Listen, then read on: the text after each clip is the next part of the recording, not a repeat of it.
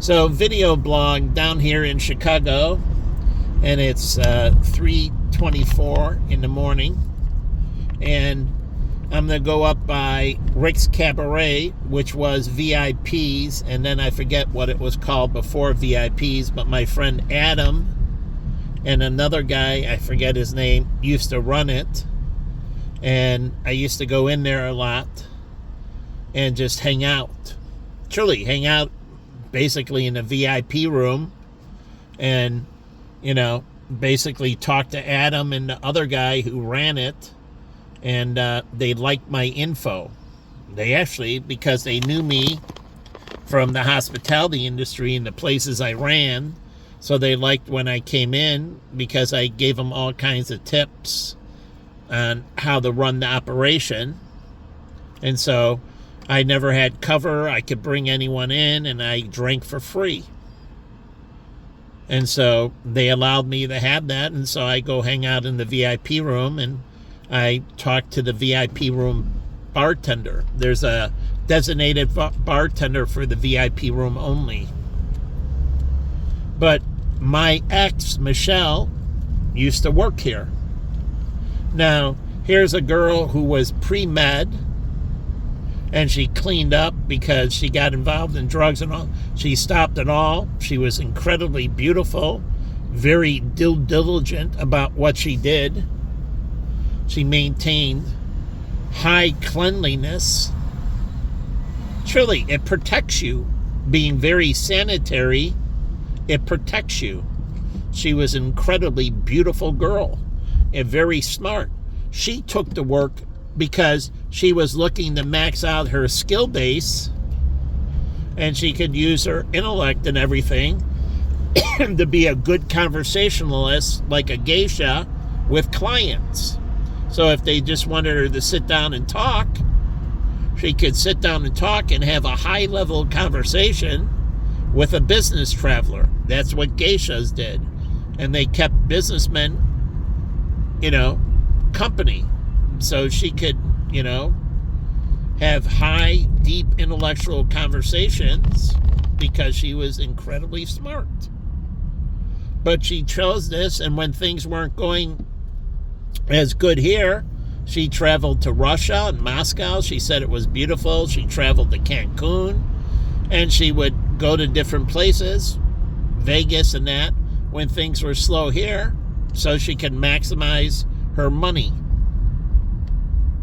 So again, she worked in the industry, and we dated, and the ground rules was I don't go into the club. And that was part of the ground rules. That way, I don't get frustrated. I don't see her. I trust her, and she deals with the issues, and those issues that happen stay within the club, and she deals with them. That way, I don't get upset and get involved. And so it kept me from getting stressed out. And that was the agreed upon thing when we started dating. And when she was moving to Florida, she gave me first rights of refusal. And she said, don't worry, I know you need to get established, and I'm established already, and I'll take care of everything, and we'll live together. And then when you get down there, you can reach out and find something within the hospitality industry at that time. And, no problem. I want you. And, but I turned her down and said I couldn't leave my family. In particular, I couldn't leave my brother because we were renting a place together, and he didn't have another roommate. And so I told her, I just moved back. I don't want to leave the family, and I don't want to abandon my brother John. And so I have to turn it down. And the reason she left, because she didn't want to leave, but all of her friends were being negative to her instead of being happy for her and her recovery and her being on the righteous path and that. They were fucking assholes to her and acted like she was trying to be superior to them. So she used to cry to me because they were mean to her, incredibly mean to her. And so she just couldn't take it anymore. And so she left Chicago, went to Florida. And yes, she met somebody down there, and she told me about him, and he owned a bunch of fishing boats, and he used to take her to the Bahamas and that. We were already done, so once I made the decision, the relationship ended, and we just became friends while she was transitioning. But I still cried my eyes out when she left. And one thing when she left that I got kind of pissed about, I helped her with packing and everything, but she had a waterbed that needed a special attachment to drain it. And I was driving all over Chicago from all these different hardware stores looking for the piece. She didn't know this. I should have showed her how many phone calls I made. I called 20, 50 hardware stores. I drove into hardware stores. And all of them, I'm telling them what I'm looking for, and they were so incompetent, it was unbelievable. And then I get back there, and they figured out another way to drain it. Okay.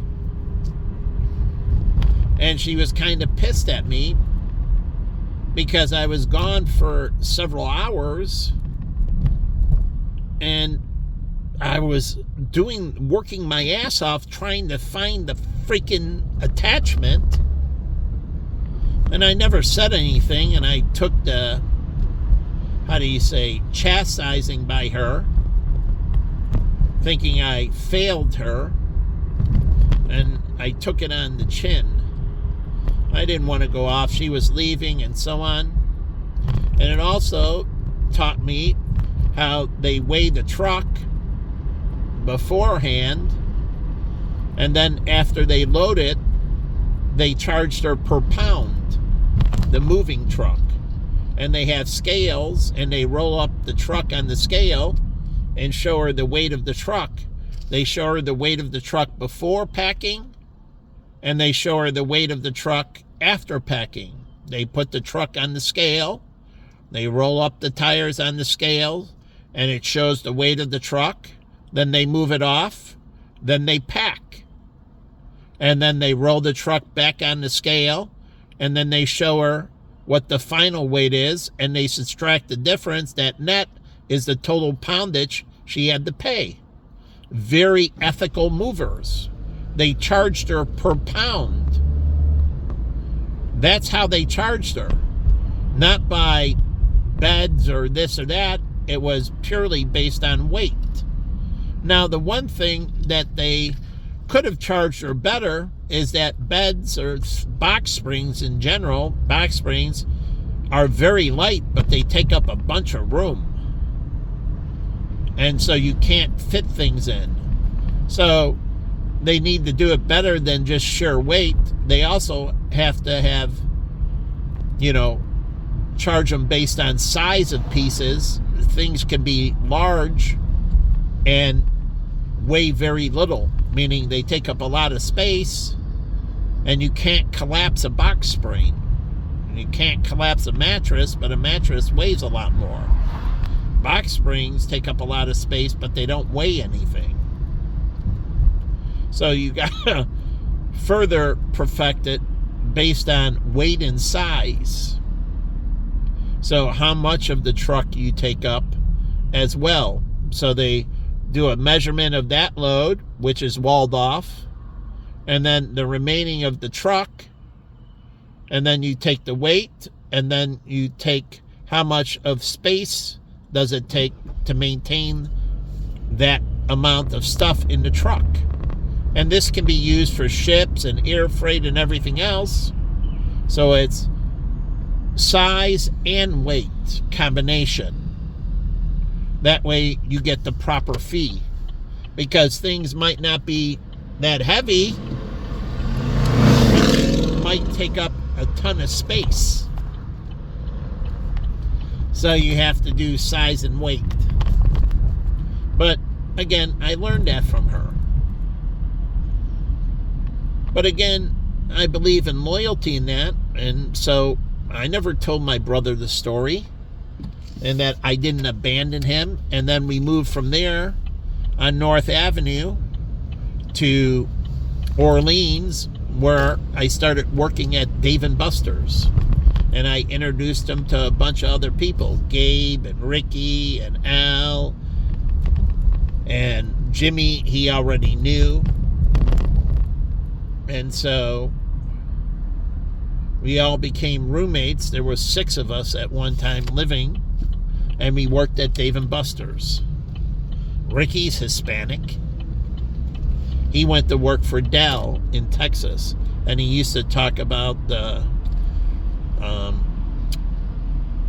shake place, Shake Shack, all the time. He loved it. But anyways, he went to work for Dell, and I guess he worked in Dell's small business. And then Gabe started running, I think, TGIFs.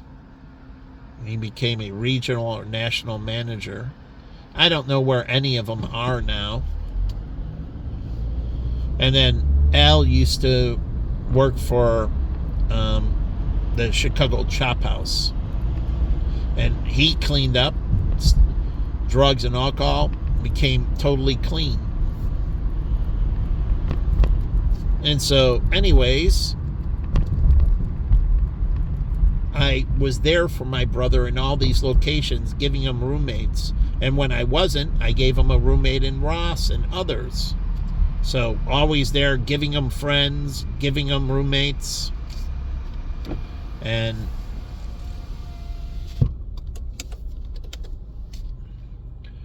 anyways, so the richest country in the world, why should I ever see somebody on the street? Truly. They're just scam artists. So, truly, and I found out a lot of them are just scam artists. So, a lot of those black guys were incredible scam artists. They were milking you using your guilt. How did I find out? They told me directly. One of them went to Northwestern. He had a leg problem. He went there, and they took care of everything. They gave him all the drugs, and then they did the ongoing treatment and eventually removed the cast and everything. And he told me, 0 doctor bills. They took care of it all. I got the best treatment and everything for free. And I was at the 21 while I'm busting my ass and I got to work and everything and I don't have coverage and I'm unwilling to milk the system. So I told him to get the fuck away from me. But that was God's will. I never saw him again. He never came by the AMC 21 again.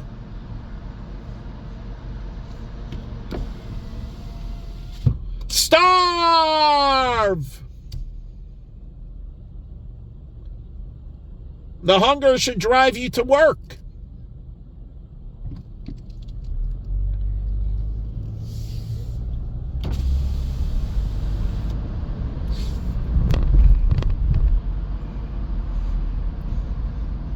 But what a parasitic people they become. And they are scams. I spent all those years. Simon knows. My small group knows. Not the extent of my doing it independently. And I gave them resource books and everything. This is during my first breakdown. So what I did during my second breakdown, I already was doing on my first and way before. It's just that no one really knew. So I wasn't posting it on social media. I kept it ultra private. But I wasn't doing any different than I did in the second breakdown. But I also shared on social media. That's the only thing I did different. But no one knew all the stuff I was doing. It was incredible. I don't sleep much. I was busting my ass 24/7. So it wasn't like, oh, that was a new thing. But at Platinum, life was going better, at least this time, or it was. And I had my life going in the right direction and everything. And I was starting to become highly prominent in the financial service industry. And you took that all away. But nothing I'm doing, I haven't done. Like, ask my roommates. Solving all their problems. Ask anyone. Solving all their freaking problems. Constantly. Giving them resources. Introducing them to people. It's unbelievable. But, again, they didn't want money. They wanted a pathway. And if I could clear the pathway, they were like Yomei Park. Zoom! Taking advantage of it at light speed. But I used to have people come back to me and see me. Like I was at Tiburon's, and this is a kid I knew from ZBT, and he came back and he saw me with Mark Cohen and that. We were hanging out, and he just couldn't thank me enough for all I did for him. But I used to have people like Paul Jacek I found online, and it's the same thing. He praised me, but the thing is, I didn't want the praise. I wanted the loyalty, and I wanted the business. As I was a CFP in that, and I told Paul, I deserve your business. I have all the qualifications and everything, and I should get your business. And I was going to work with Jonathan, who was with Singapore. His office is in San Francisco. And we were going to do a joint with Paul because Paul wanted somebody close in an office. And so I was going to work with Jonathan, this Asian kid who is married to the owner of the firm in San Francisco. But Paul didn't end up moving forward. And Jonathan is highly qualified. So I never understood these people that praise me, and then they all end up giving me their business. It's like Jonathan Reinsdorf. He said I was the most moral and ethical person he's ever met in his life. Now, at that time, he told me his father, Jerry, had his people, and that once he gets in charge, things were coming my way. But also Billy Apt. He said that his father's people, and they had the business. Well, he mentioned that same thing. He praised me for my ethics and everything else, and that when he's in charge, the business should come my way. But what happened? None of these people living up to their obligations. But they thought so incredibly highly of me, beyond anyone they knew, their own parents. Truly. Just like Jen, as great as her mother did, she saw me way above her mother, but her mother saw the same thing. And that's why her mother repented. And she did. She made a mistake. But at least she was big enough to admit it and apologize to me and told me if I wanted to pursue her daughter, it has all her blessings. But again, she said she's married and maybe you want to give up, but if you pursue her, that is fine. I don't consider her marriage something that should stop you from pursuing her. You have all my blessings if you choose to move forward. I apologize. I made a mistake. It should be you with her. But she said, it's an uphill battle because she's married, but I fully support you.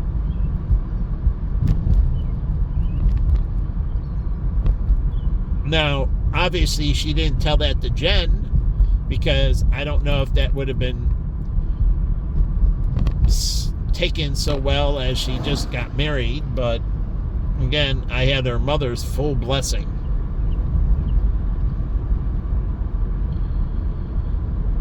But it's amazing. I don't want the praise. I wanted the business. And I'm going to make that ethical stewardship, and you're going to get my mentoring by me getting the business. So I'll be your guiding light to make sure you stay sanctified. And Buckingham Fountain, I'm by right now. And I forget, this is Congress. It ends into Buckingham Fountain, Columbus and Congress.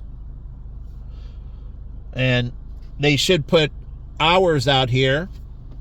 And let's do this. So there's the fountain over here, since there's no traffic. But there's no hours out here. And so people don't know when the fountain's open and when it's not, because they don't advertise the hours. And that makes it hard. And do the hotels know the hours and that? So people coming into town can see the fountain? And then you can set up that concession stand with many more things, and you got to know the wind, because the wind blows the spray of the water.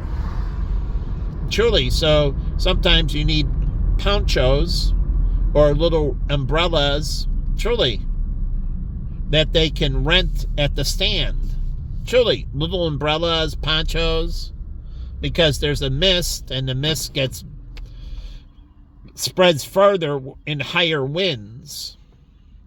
Now they can change the concentration of the water,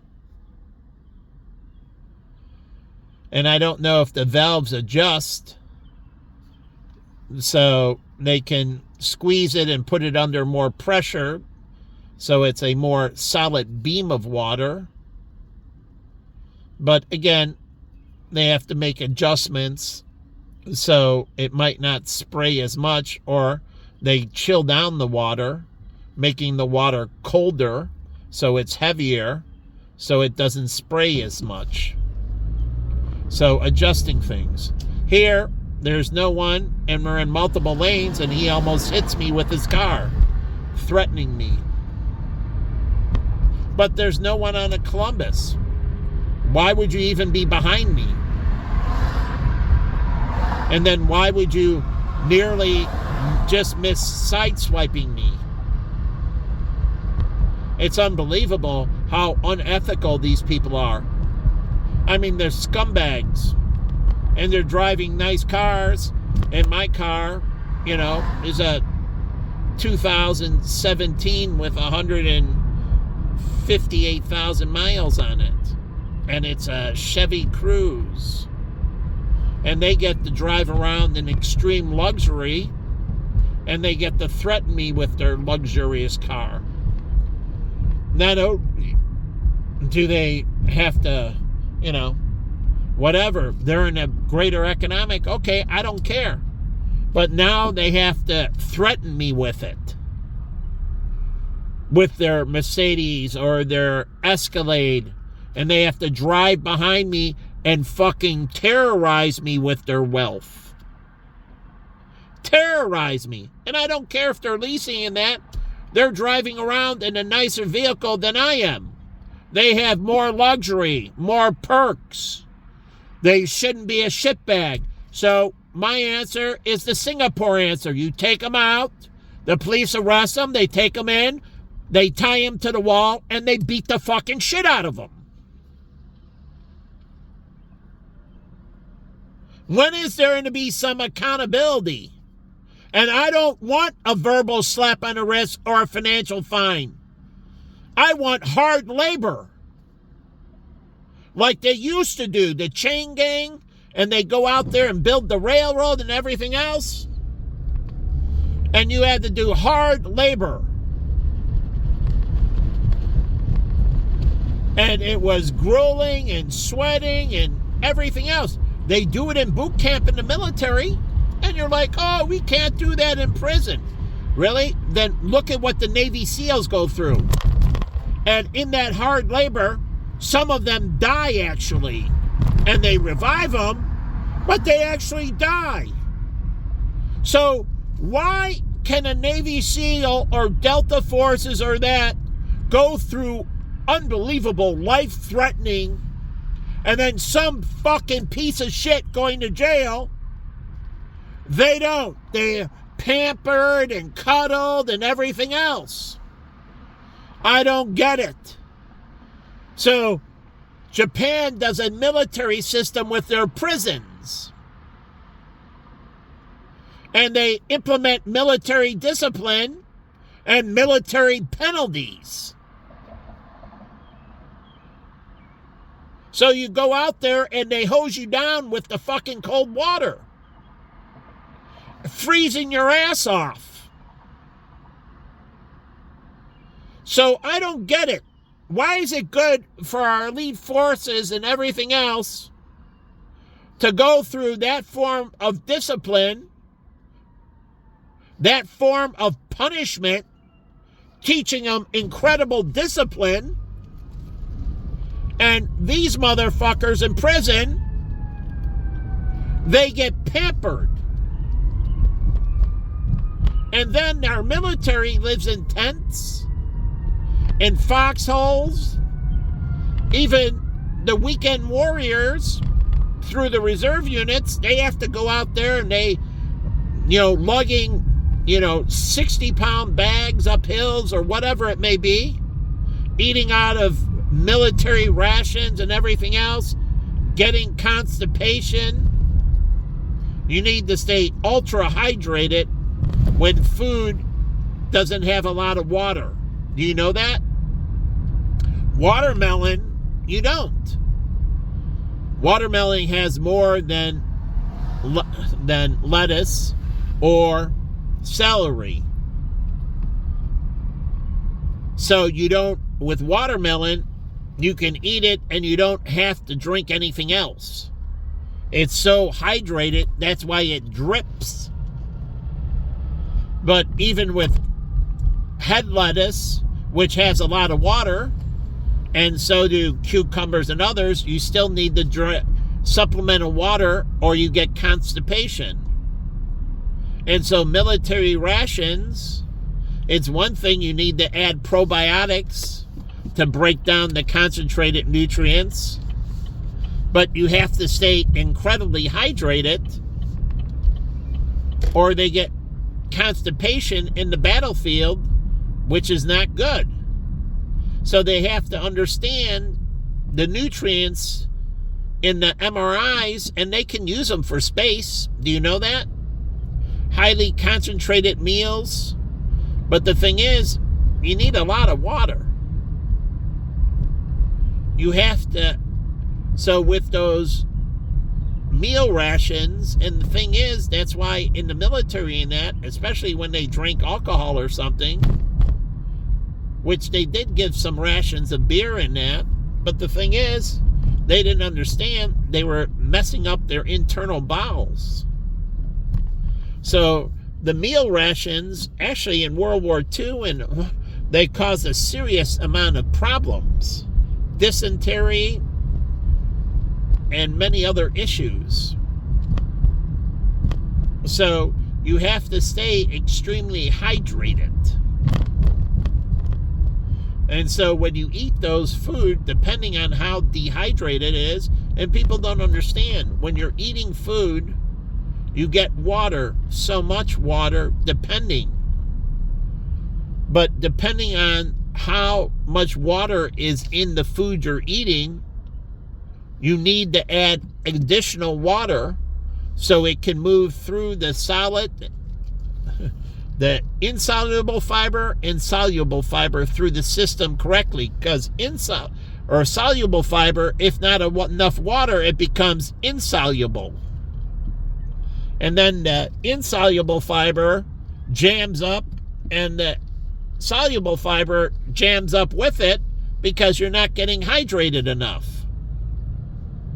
So with it, they have to tell them how much water.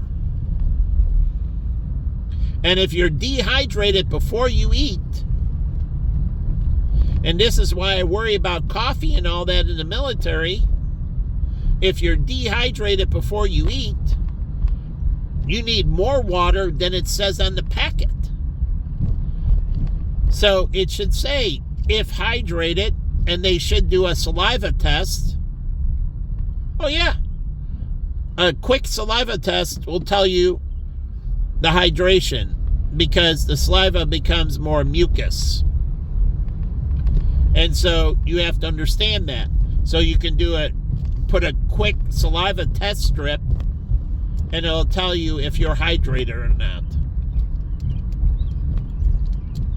And if you're not, it should tell you in the test strip how dehydrated. Drink 8 ounces or 1 bottle additional with military ration.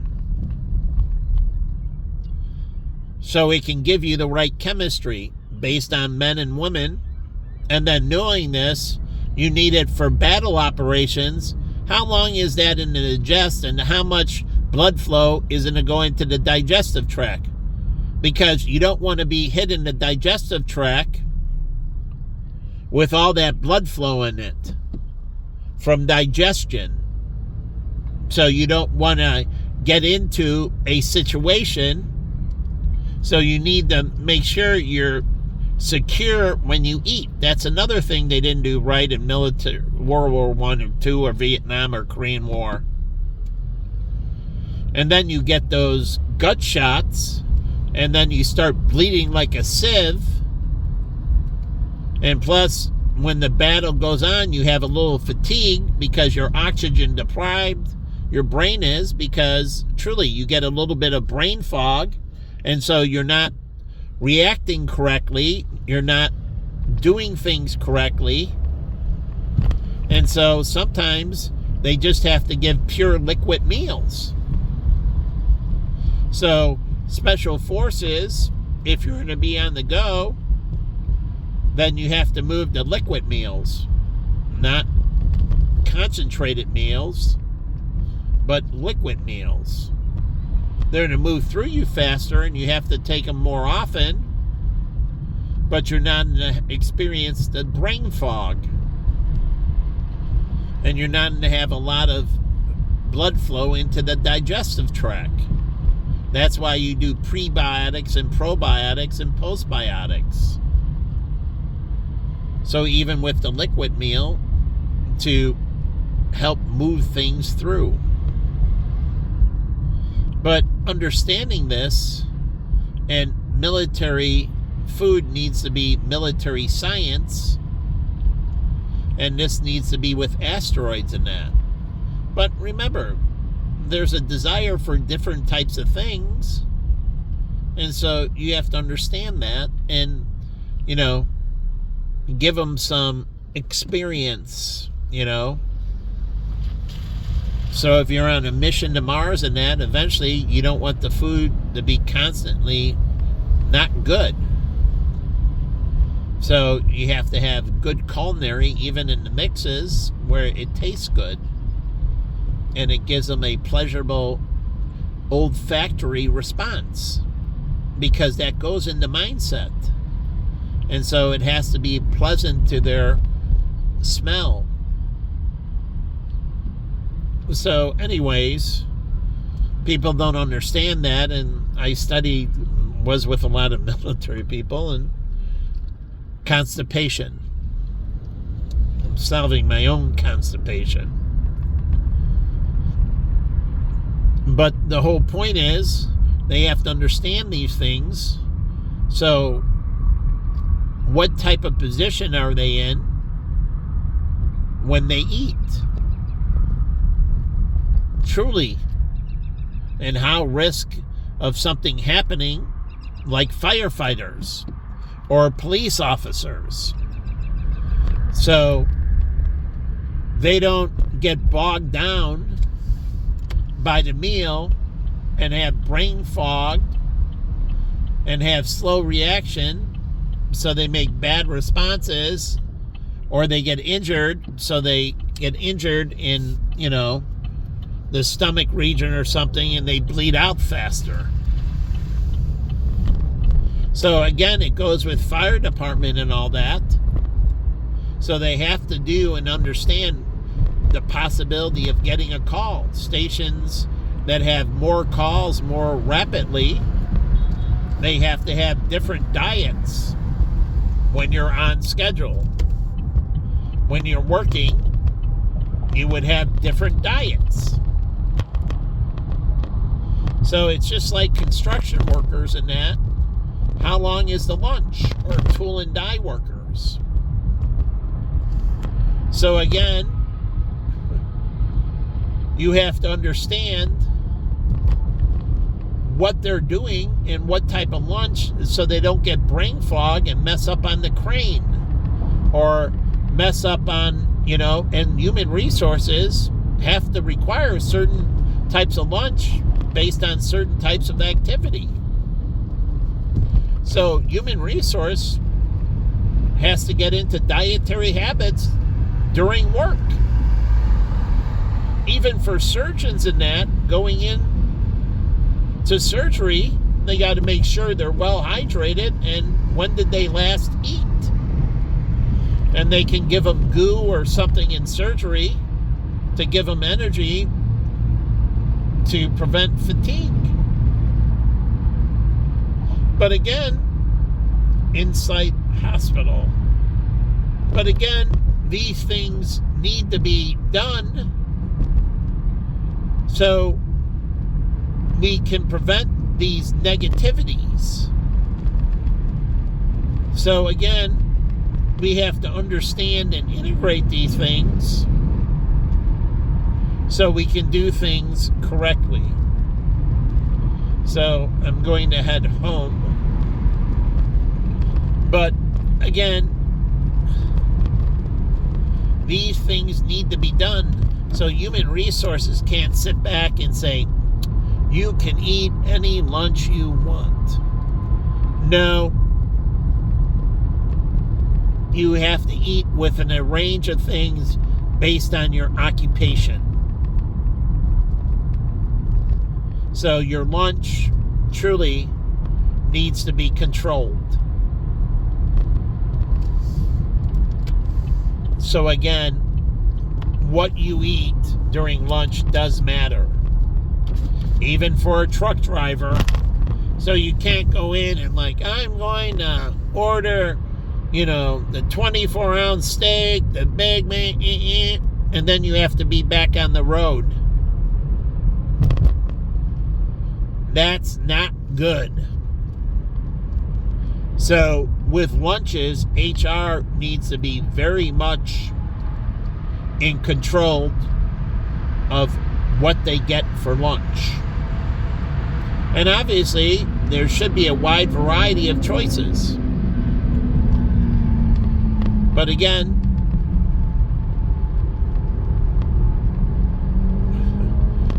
like stunt people and all that. Just because you're on a motorcycle doesn't mean speed limits don't apply to you. And that's what they think. That somehow you're on a motorcycle and speed limits. My one client, his nephew died, who we had a policy on, because he was racing the bike and he went around the corner getting onto a highway, but he didn't know the extent of the turn. And he went into it, and it was an incredibly sharp turn to get on the highway, hit the wall, and died instantly. And he's a black kid, and I'm here preaching constantly, telling John Sims, that he needs to get his nephew to stop doing the crazy driving. I don't know the kid, but I implored him to reach out, and this is way before he died, to stop it, because he had an aggravated driving ticket, not aggravated, excessive speeding ticket. And I told him, you need to talk to him, and I'll take Lakeshore Drive home. You need to talk to him, and this is my favorite view coming in to the city when I'm flying. Coming into this side of the city is my favorite view. Look at this motherfucker. He just turns before he slams into me. I mean, these people should be taken out and terminated. How many times can you be hit in life?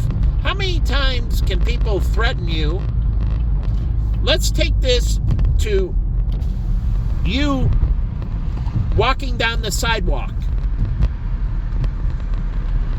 What would you think happened if you constantly went up to people and threatened them, running up to them and just missing them, and you did this over and over again?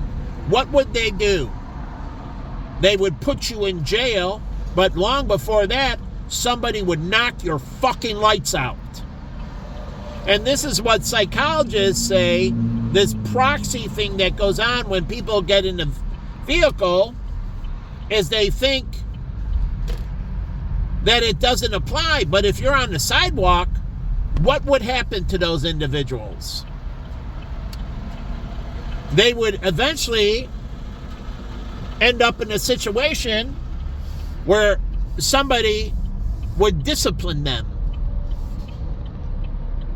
But here on the highway, it's the same thing. Just because you're in a car doesn't mean you're not like on a sidewalk. And that threat, you would be able to shoot that person. Stand your ground rules on the sidewalk. If that person came running up to you, unlike the kid who was jumping with the knife, he didn't lunge at them. The big thing was whether he lunged or not. And I watched Ro go over the video, and they're constantly looking to see if the kid lunged at him, and the kid never lunged at him. So it didn't justify him shooting him. Unlike the kid with the baseball bat coming down the stairs, that was justifiable. Not the right thing to do. He could have used a taser in that, but still, it was justifiable. Now, the thing that was bad was the first shot missed the kid and went behind the kid and killed the innocent mother. But the kid coming at him with the baseball bat, they said that was justifiable. Not excessive force, because you have to go off of police training. And they train them to use the gun and not the taser. And that means training you can't fault the officer. You can't fault the officer because they're trained to go for the gun. They don't teach them discernment. And so, without discernment and no training in discernment, then the officer cannot be at fault because the training is faulty, and so the officer is innocent. And that's why the military has rules of engagement, but they also train them with certain techniques. So not everything uses a gun. So they have to train them that way So you can't hold the officer guilty. But the 16 shots, I just didn't see him lunging or anything else. And the point was, did he ever lunge at him? And they could have used tasers with him. They could have used mace. But they didn't. But again, I don't fault him because that's not how the police were trained. But this thing with driving, let's take this to a sidewalk where you don't have a car protecting you and you're walking down the sidewalk.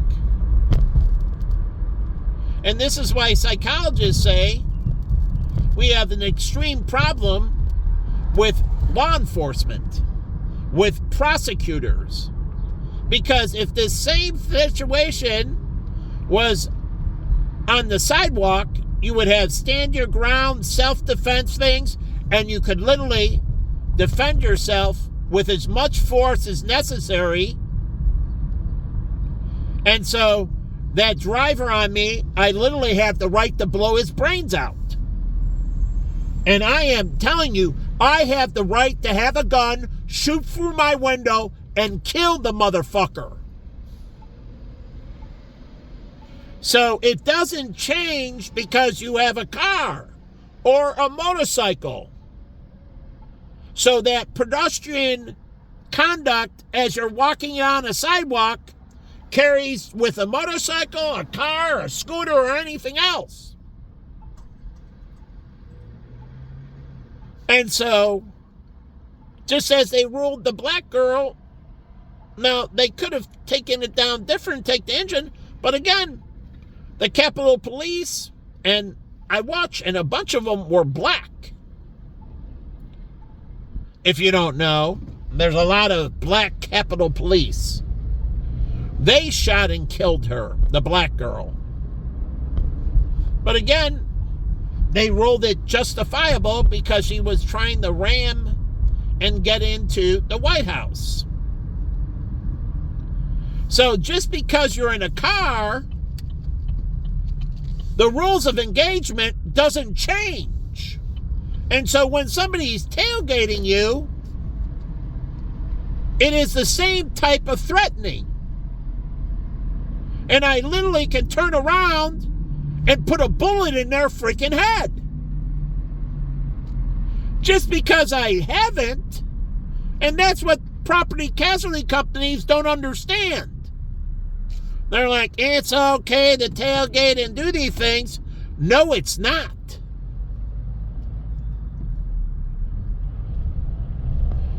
And you have the same right to self-defense as if you were walking down a sidewalk. There is no difference. And so, we done Psychology Today. I published all these things, and people use this proxy because they're in a vehicle. I don't care if you're in a vehicle. I have the right to blow your fucking brains out. And I don't care if they hear it. They're the fucking motherfuckers allowing it. That cop should be taken in and beaten the fucking shit out of for derelict of duty. Stripped of his badge, fucked up.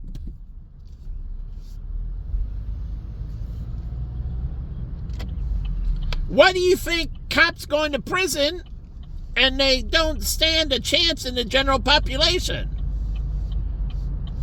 Because you're the one out there doing all the things and putting people in jail, and now you become corrupt. And you got all those people, and you were held to a higher standard, and now you became one of them. You're literally dead meat as a cop in jail. And the funny thing is, in the psychology of it, they're actually right. You were given all this authority and all this power over them, and then you violated the trust. As the Bible said, those that are given the most have the greatest responsibility. You're a dead mother when you go to prison as a cop.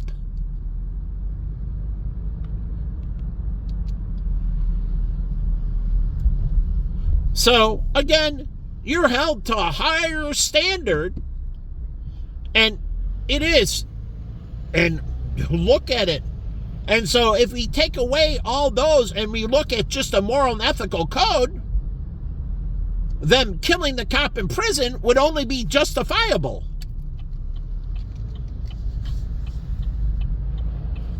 I'm not advocating that, but when you look at the moral code and everything, and this is what cops don't understand, they don't want to end up in prison.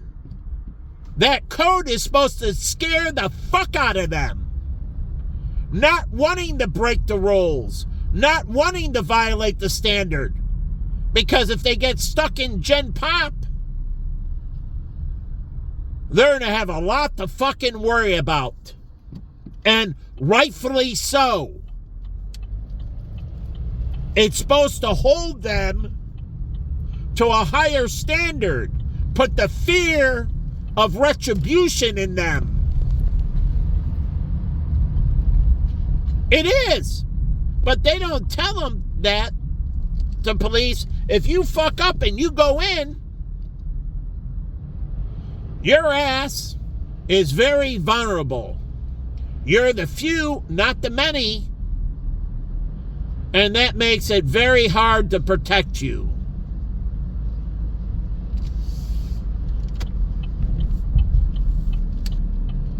So again, this should scare politicians and everything else.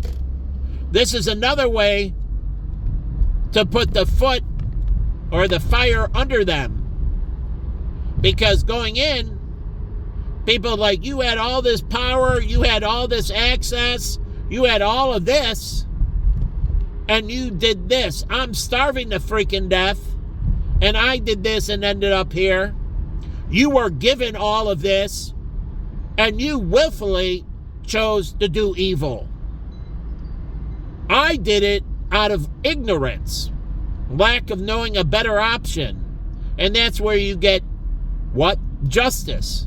When they don't know about the gig side, how they can get an Uber job or a Lyft job, and when they're ignorant. I learned this at Senator McCain's office. That these people didn't understand there were these outlets that could solve their problem. Why do you think I even got more robust in the second with giving out stuff and posting it online? So they knew the avenues that were available to them. So they didn't have to go down that route.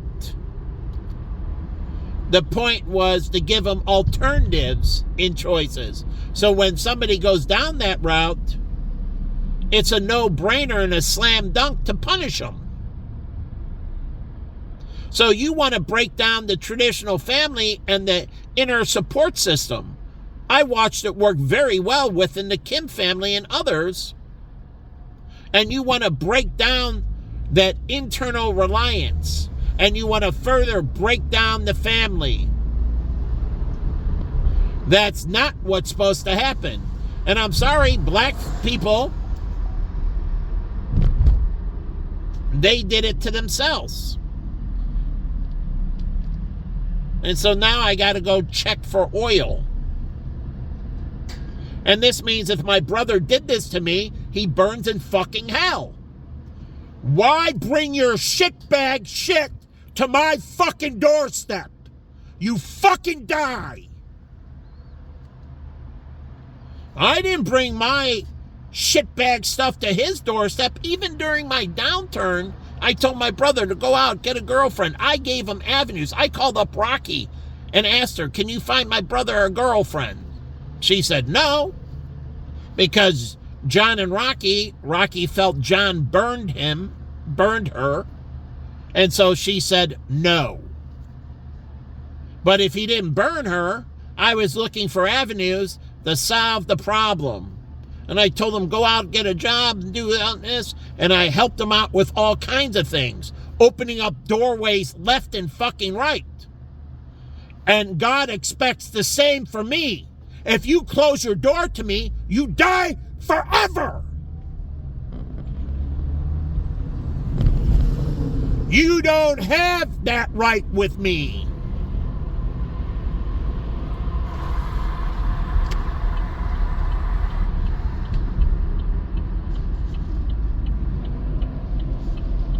And so if you're putting your pressure upon me to save the scumbags, fuck you, God said. I already gave the outlets. Every one of them needs to be punished severely or fucking executed. There is no more fucking grace. I opened and enlightened them, and now you bring it to my doorstep, you fucking die. You brought misery in that and took away everything I opened up. You took away the Uber, the Lyft, the DoorDash. You took away everything. Further compressing your fucking scumbags. I opened the door for Robert Moore for getting him a legal job as a legal assistant. A paralegal. And many others. Solving their fucking problems. You close down the door left and right.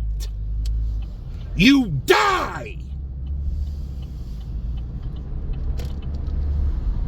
Big difference. And God watches. That's why he said he watched what you do with me. They have no more excuses. Anytime they fuck up, it should be fucking unbelievable punishment. There's zero tolerance in place. I don't care if you're a male or female. I believe in executing females. We have females in the military that have to blow the fucking brains out of other females. And if they can't do that, they can't be in the military.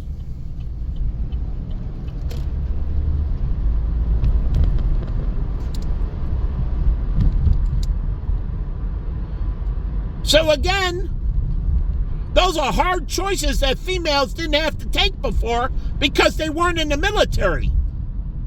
Now they have to make those hard choices. When they drop that fucking bomb and know that missile's going off and they press that button, which they never had to make those hard choices, now it's a different game. Since they want to get into the military, you press that button and that tomahawk's going to hit that fucking target. And it could kill women and children. And that's a choice females didn't have to make before. Males had to make.